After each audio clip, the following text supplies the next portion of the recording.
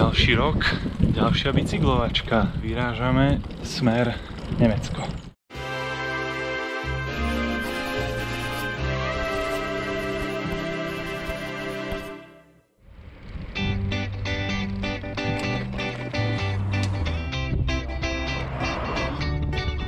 Rakúsko-slovenské hranice sú už za nami.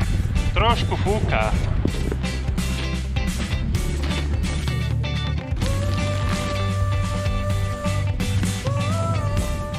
Stalo ma bola odprevediť frajerka, ale už sa otočila späť a už idem iba sám.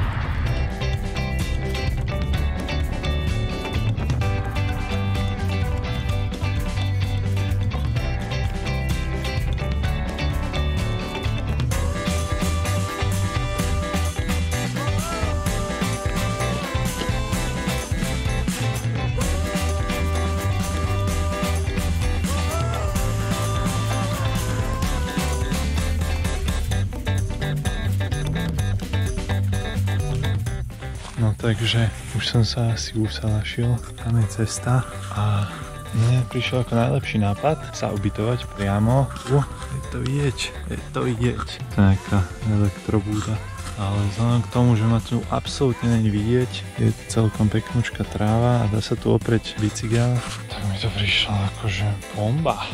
Tak večera a potom idem dať večeru komárom, keďže ma tu obžierajú svine. Zatiaľ dobrú noc.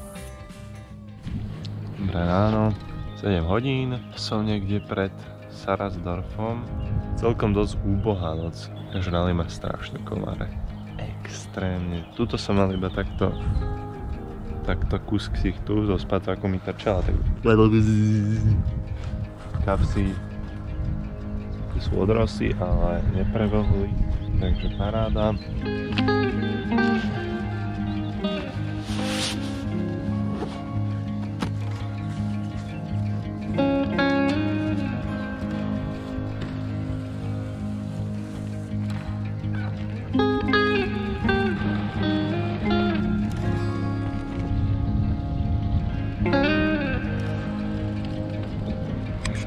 Tu si už určite dám raňajky. Jankové buchty.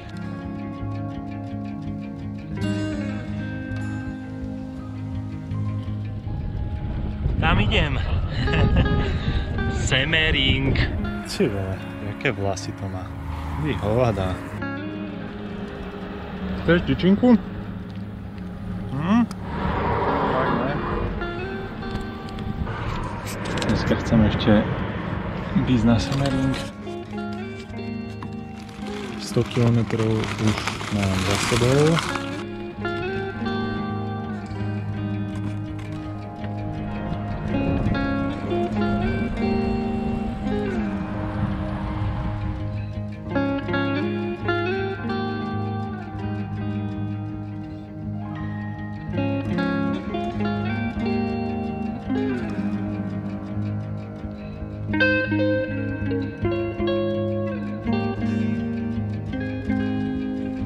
Zablúdil som k rieke Švarca, kde sme sa zhodou okolností takto pred 2 rokmi kúpali vlastne tu, keď sme išli do Benátok, tak sa tam idem okúpať znova.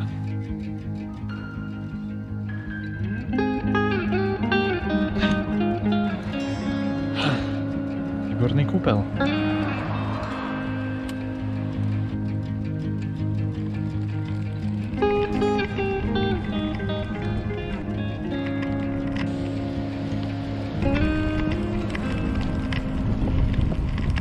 Snažím sa nájsť nejakú faru, lebo už sa nechcem zasa cítiť ako úplný vyvrheľ spoločnosti.